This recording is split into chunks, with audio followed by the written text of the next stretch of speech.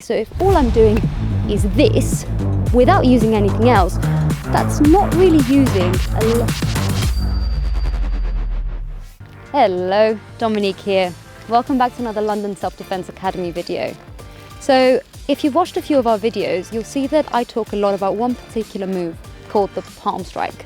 This is where we use the heel of our hand to strike either at our opponent's nose or at their chin. It's a super effective move that can be used in a variety of scenarios and to deal with a variety of angles of attack. So it's worth breaking it down a little bit more. But first of all, let's look at some of the benefits of learning the palm strike. First of all, the palm strike is a really easy move to learn. The reason for this is that it's composed of essentially just two parts. It's just learning the correct hand position, and then it's learning about recruiting enough strength from your entire body to execute it in a strong and effective way. This makes it super accessible for beginners, so it's something that I always teach when somebody's starting their self-defense journey. The other reason, and this is again linked to how quick and effective it is to learn, is that because it's only a two-part move, it can be used very quickly, particularly in a conflict scenario where you don't necessarily have a lot of time to think about what's coming and what you're doing, compared to some other complex martial arts moves. Now, I'm not saying complex moves aren't effective. Of course, they can be super effective. However, if you really haven't got a ton of experience using more complex moves, or even using the particular complex move, or if your move is composed of 3-4 parts that you have to execute in order to do it efficiently, then you might not have enough time to actually use it. So it's good to have a move like the palm strike up your sleeve, which can be executed super quickly.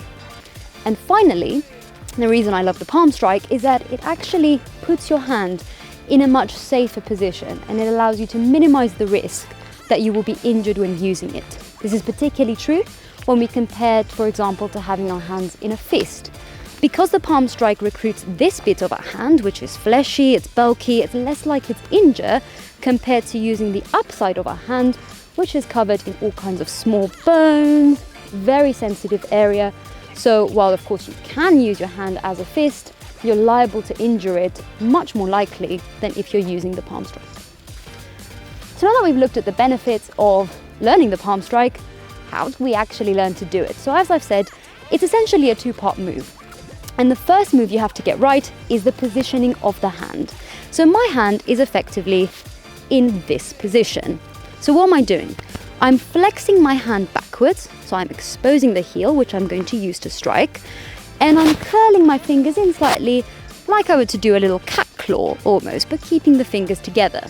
And crucially, I'm not letting my hand flop about.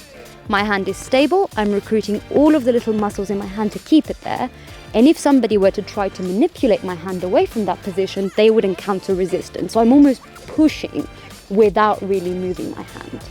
So this is the right hand position to start with. What next? Next, we want to make sure that we're using an appropriate amount of strength.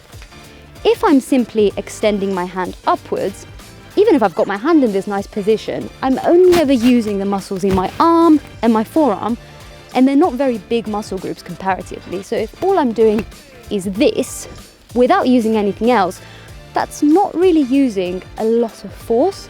So it's unlikely to be an effective move in terms of destabilizing my opponent, allowing me to get out of the situation quickly.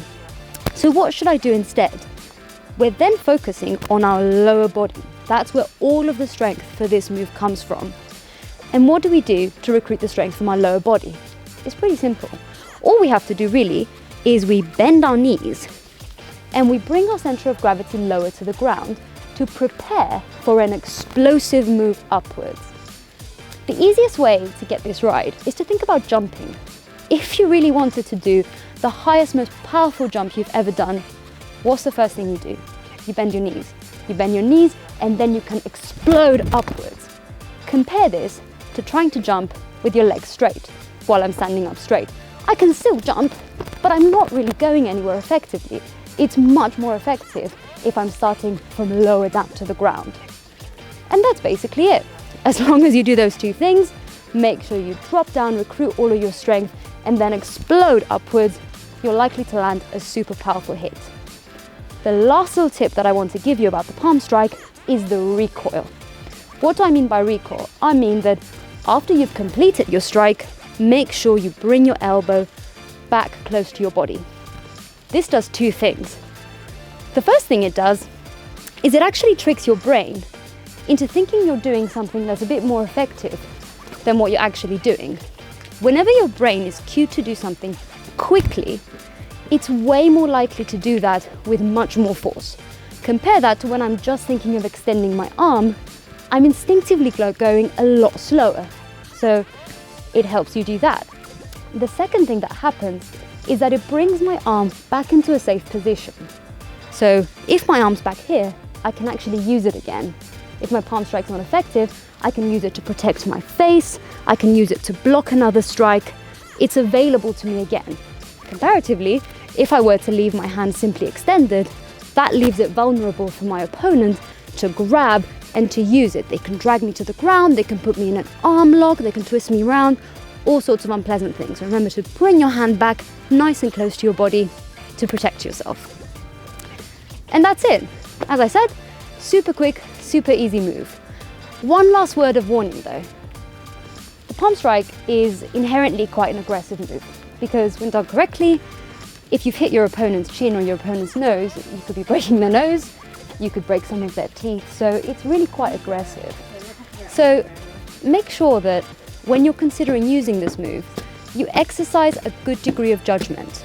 The last thing you want to do is use a super violent move in a situation which wasn't likely to turn violent, because then you're always making things worse for yourself.